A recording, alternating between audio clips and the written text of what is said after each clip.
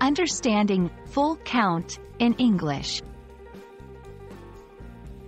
Hello, dear learners. Today, we'll be diving deep into a commonly used phrase in English, full count.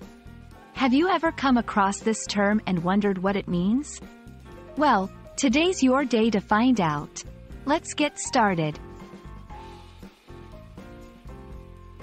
Full count originally comes from the world of baseball, a popular sport in the United States. In baseball, a batter faces a series of pitches, and each pitch can be classified as a ball or a strike. The term, full count, is used when a batter has 3 balls and 2 strikes. This means that the next pitch can determine the outcome for the batter. Either they'll be walked, allowed to go to first base, if it's a ball, or they'll be out if it's a strike.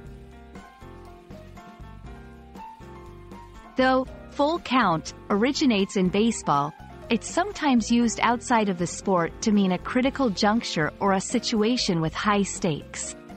For example, someone might say, "This is a full count moment," to describe a situation where the next move or decision can have significant consequences. Let's look at how full count can be used in various contexts.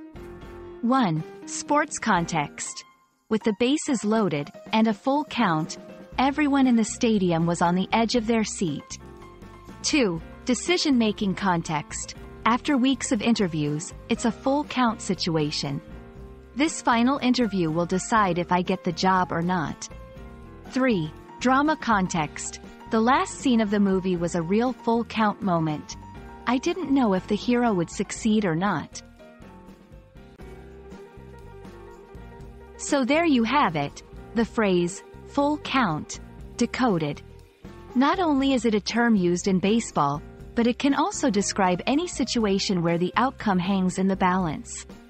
Keep your ears open, and you might just hear it used in a conversation or in media. We hope this video clarified the meaning for you. And remember, every phrase you learn enriches your English vocabulary. Happy learning!